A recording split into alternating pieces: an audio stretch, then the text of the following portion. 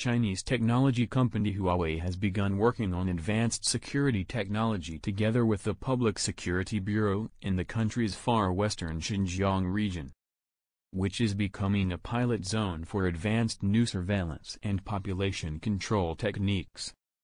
Citing threats of terrorism and radicalization among the region's largely Muslim Uyghur population, Chinese authorities have spent heavily to build Xinjiang into a test bed for the use of facial recognition, digital monitoring and artificial intelligence in policing.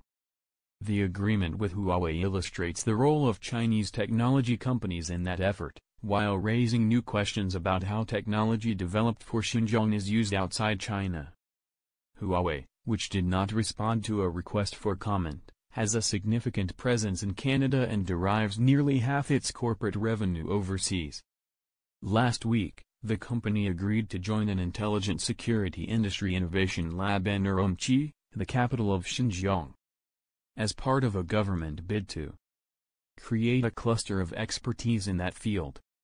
Such expertise, the local government has said, can serve not only China, but dozens of countries involved in the Belt and Road Initiative, Beijing's sweeping plan to extend elements of its development model and corporate reach far outside its borders.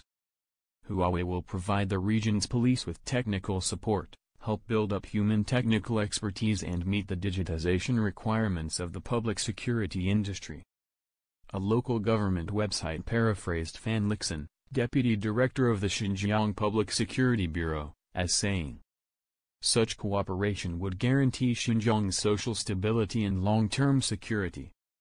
Tao Jinwen, a Huawei director, added that public security is undoubtedly the most important part of a corporate strategy to fully link individuals with broader society. Together with the Public Security Bureau, Huawei will unlock a new era of smart policing and help build a safer, smarter society, the website paraphrased him as saying.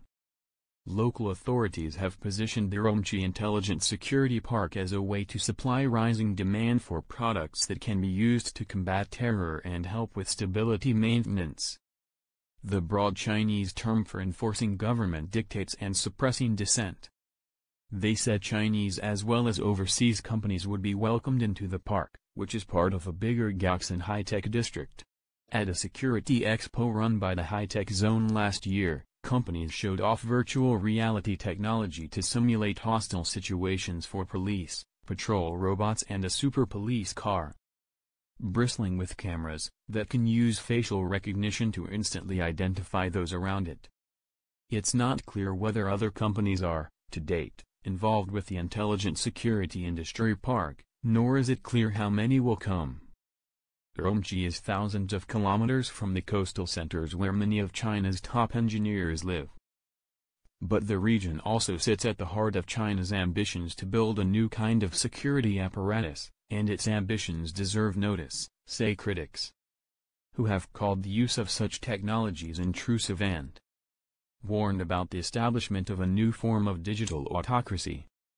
Chinese authorities have, for example, vaunted their intention to conduct pre-crime policing in the area. Many have said that this region serves as a Frankenstein-like laboratory for the social control technologies and policing tactics that will be used throughout China, and even globally.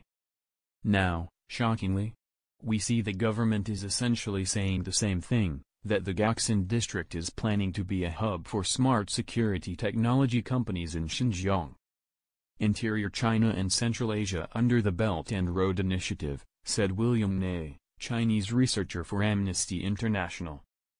The surveillance technologies being developed and deployed in Xinjiang today will soon be sold and promoted globally. It is now absolutely vital that the international community take a stand and confront the human rights violations occurring in Xinjiang as a matter of strategic importance. Researchers also worry about how technologies developed for authoritarian purposes in China could be brought into other countries under different guises. Huawei, for example, has promoted a smart city concept that it has marketed around the world as a tool to facilitate city planning and management of vital services such as transportation and security. Mr. Ney warned that foreign governments and consumers should take into consideration the company's conduct in China. Scholars point to other considerations as well.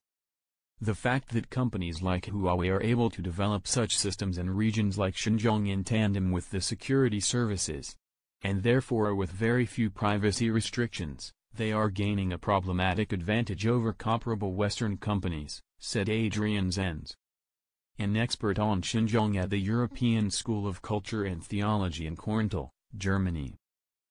Moreover, the fact that these systems can serve multiple purposes at the same time, both improve city efficiency and governance and enable intrusive surveillance, makes surveillance both more accessible and perhaps also more palatable in other nations. With reporting by Alexander Lee.